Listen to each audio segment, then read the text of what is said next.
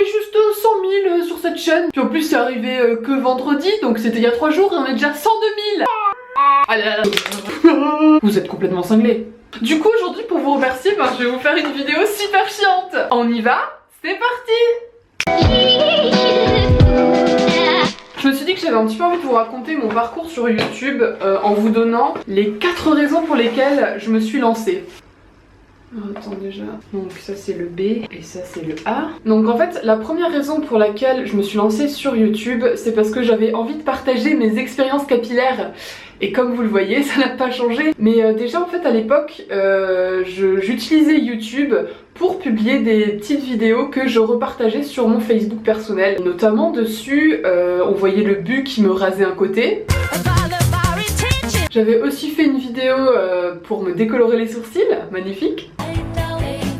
J'ai fait aussi des petits vlogs pour raconter un petit peu notre vie, ouais c'était voilà, des petits vlogs pour raconter un peu notre vie à nos amis qui étaient un peu aux 4 coins de la France. Et on emménage demain avec... Attendez, c'est quoi le bouchon du coup? C'est ça? Je pensais qu'à un moment donné je me lasserais de me décolorer les cheveux, de les avoir de toutes les couleurs, parce qu'à un moment donné on a fait toute la colorimétrie, il y en a ras le bol. Mais je vois que 3-4 ans après, c'est toujours, la folie est toujours là, hein, au plus grand désespoir de ma mère. C'est comme ça maman, désolée.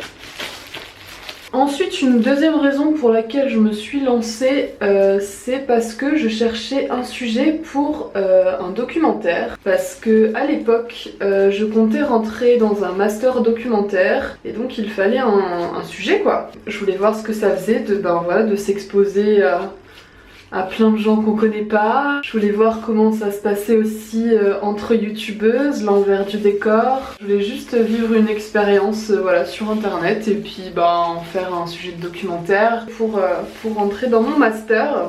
J'avais fini ma licence professionnelle en télévision. J'avais déjà été refusée une fois à ce fameux master documentaire. Et du coup cette année-là je l'ai consacrée à faire une licence 3 en cinéma par correspondance via le CNED. J'avais pas mal de boulot mais j'avais quand même aussi pas mal de temps libre. C'était le bon moment quoi. Donc ça malheureusement cette espèce de petit objectif là il n'a pas été atteint puisque l'année suivante j'ai encore une fois été refusée à mon master documentaire. Et puis au final je me suis rendu compte que c'était peut-être un mal pour un bien parce que internet je m'y sens super bien, c'est de l'instantané. J'ai une idée, je l'écris ou non, je la réalise assez rapidement, puis je la monte et je la mets en ligne et j'ai tout de suite vos réactions et vos avis quoi. Et ça c'est juste magique, c'est trop bien. Puis on progresse, on s'améliore, on fait les choses de mieux en mieux, qui nous plaisent de plus en plus, enfin c'est vraiment magique. Alors qu'un documentaire c'est pas du tout ça, ça prend des années à écrire, à organiser, à filmer, à monter, tout prend très longtemps. Et on a vos réactions que très tard dans le processus quoi. Alors que ce que je fais sur internet c'est l'éclate, on est proches, voilà, je vous ai sur mes réseaux sociaux, je vous ai partout, même si avec un documentaire on pourrait le faire aussi, mais je veux dire mes vidéos vous les voyez tout de suite quoi. Voilà, je me rends compte que le documentaire comme j'allais l'étudier, c'est pas vraiment ce qui me bottait. Moi j'avais fait des stages justement dans des boîtes qui travaillaient sur le web et je suis très bien là-dedans et ce que je fais aujourd'hui ça me comble.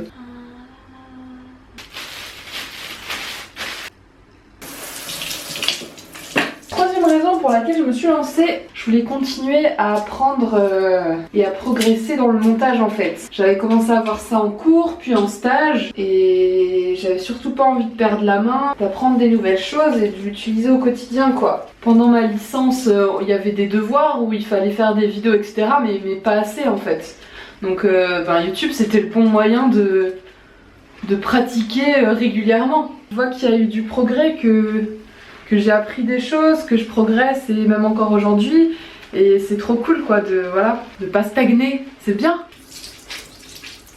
Et la quatrième raison c'est parce qu'en fait on venait de déménager à Bordeaux et du coup tous nos amis étaient éparpillés aux 4 coins de la France et même du globe et je me suis retrouvée un petit peu seule dans cet appartement. Lui il avait ses collègues de travail etc, mais moi j'avais mes études par correspondance donc À part Skype avec mes amis de temps en temps, bah il y avait rien d'autre. Je trouvais que YouTube c'était un bon moyen de voilà, de trouver des gens avec des centres d'intérêt en commun. Du coup j'avais farfouiné, j'avais trouvé Marion parce que son pseudo c'est Marion Makeup Addict 33. Il y a Nati aussi dont le pseudo était Mystère 33, donc enfin ces filles-là je les ai trouvées comme ça, je les ai stalkées un peu. On a commencé à papoter, puis il y a un meet-up qui s'est fait et puis du coup je les ai rencontrées et voilà, je me suis fait des copines et des connaissances dans le coin quoi. Puis bien sûr il y a aussi Céline qui aujourd'hui est très importante dans ma vie. J'ai rencontré d'autres youtubeurs et youtubeuses aussi en France et ailleurs et ça fait trop plaisir. Mes petits bretons, mes petits lorrains, mes petits parisiens, mon petit stéphanois, enfin tout ça c'est trop cool. Et puis surtout il y a vous que je rencontre de plus en plus, normal, que ce soit dans la rue, à Carrefour, au McDo, n'importe où, c'est vraiment top. Et puis les messages privés, tous les messages qu'on échange, etc. Je suis jamais toute seule en fait. Vous êtes toujours là. Si j'ai un petit coup de mou, si je m'ennuie, je prends mon téléphone et j'ai plein d'adorables personnes avec qui parler quoi. C'est incroyable. Enfin, j'ai de la chance d'avoir ça dans ma vie. Et merci vraiment du fond du cœur pour ça quoi. Parce que maintenant, tous les matins, je me réveille, j'ai le smile. C'est le rêve en fait. C'est juste le rêve. Donc merci vraiment du plus fin fond de mon cœur pour tout ça. C'est quoi cette couleur? On se retrouve très vite dans une prochaine vidéo pour voir qu'est-ce qu'on fait de ça. Merci encore une fois et à bientôt. Mouah.